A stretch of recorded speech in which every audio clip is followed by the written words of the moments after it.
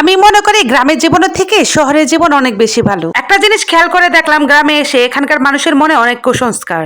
এরা নিজের জীবনের থেকে অন্যের জীবনে কি ঘটছে বেশি সেটা নিয়ে মাথা ঘামাই বেশি। গ্রাম হয়তো আপনাকে একটা সুন্দর পরিবেশ দিতে পারে, কিন্তু কখনো মানসিক শান্তি দিবে না। এখানকার মহিলারা পরনিন্দা নিয়েও বেশি ব্যস্ত থাকে, আর পুরুষরা জায়গা জমিন বিচার সালিশ নিয়ে ব্যস্ত থাকেন। আর কার হাড়িতে কি রান্না হচ্ছে এসব খেয়াল করতেও তারা ভুলে যান না। আপনি কত টাকা ইনকাম করছেন, আপনার স্বামী কত টাকা ইনকাম করছে, আপনাদের সংসারে কি নিয়ে ঝামেলা, এগুলো নিয়ে অন্যদের মাথা ঘামানো বেশি থাকবে। একটা জিনিস খেয়াল করে দেখবেন, যারা ঢাকা শহরে থাকেন তাদের স্বামী কত টাকা ইনকাম করছে বা কি করছে তাদের কিন্তু কোনো কিছু নিয়ে মাথা ঘামানো থাকে না। কারণ শহরের মানুষের এতটা সময় নেই যে কাউকে নিয়ে ভাববে বা কারো কিছু নিয়ে মাথা ঘামাবে। কোথাও যেন পড়েছিলাম যে সামর্থ্য থাকলে গ্রামে থাকা উচিত না। গ্রামে 100 বিঘা জমিনের মালিকের থেকেও শহরে বাসা ভাড়া থাকাটা শান্তি আর সম্মানের। এখানকার মানুষরা এতটাই টক্সিক যে তারা ব্যক্তিগত জীবন রেখে আপনার জীবনে কি ঘটছে সেটা নিয়ে মাথা ঘামাবে, সেটা নিয়েই তারা চিন্তিত। আপনার চুল বড় কেন, আপনি বোরখা পরেন না কেন, আপনার মেয়ে বিয়ে অনার্সে পড়ে তবুও বিয়ে দেননি কেন, বয়স তো অনেক হয়ে গেল, 25 পেরিয়ে গেল, চাকরি করছেন না কেন, বিয়ে করছেন না কেন,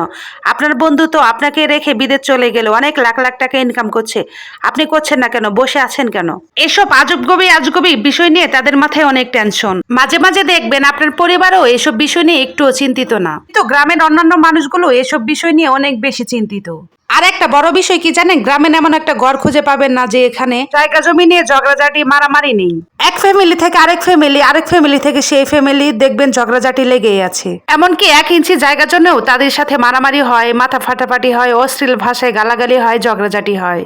আবার এমনও অনেক মানুষ আছে যারা গোপনে গোপনে প্যাঁচ লাগিয়ে ঝগড়া বাদ দিয়ে চুপ করে বসে থাকে, মারামারি করে মাথা ফাটিয়ে মামলাও হয়ে যায়। কাউকে পছন্দ না হলে জায়গায় জায়গায় তার নামে বদনাম রটিয়ে বেড়ায়। আর এসবের মধ্যে সবচেয়ে বিরক্তিকর পাঠ হচ্ছে গ্রামের চায়ের দোকানদারগুলো। চায়ের দোকানে প্রতিটা চায়ের চুমুকে চুমুকে অন্যের নামে গিবট শুরু হয়।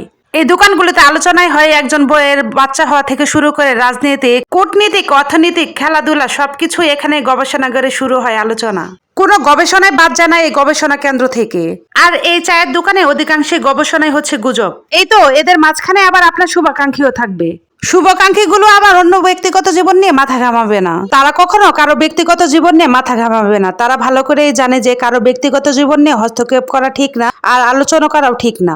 যারা বোঝে না তারা অন্যকে নিয়ে সমালোচনা করে। আমি আবার বলবো সবাই কিন্তু এক না, অনেকেই কিন্তু ভালো আছে যারা সমালোচনা পছন্দ করে না। আবার এরকম অনেক মানুষ আছে যারা অন্যের সমালোচনা আলোচনা না করে, গীবত না করে থাকতেই পারবে না, পেটের ভাত একদম হজম হয় না। এসব খারাপ মানুষের মাথায় শুধু ঘুরে অন্যকে নিয়ে আলোচনা করা হচ্ছে সমালোচনা করা। তো আর যাই হোক, কথা না বাড়িয়ে আপনাদের সাথে তো অনেক কিছু শেয়ার করলাম। যদি কোনো ভুল ভ্রান্তি হয়ে থাকে অবশ্যই ক্ষমা দৃষ্টিতে দেখবেন। আর কথা বলতে বলতে তো আমার বাজার গোছানো থেকে শুরু করে রান্না বান্না সবকিছু হয়ে গেছে। যেদিন বাজার করানো হয় সেদিন তো রান্না বান্না সবকিছু অনেক দেরি হয়ে যায়।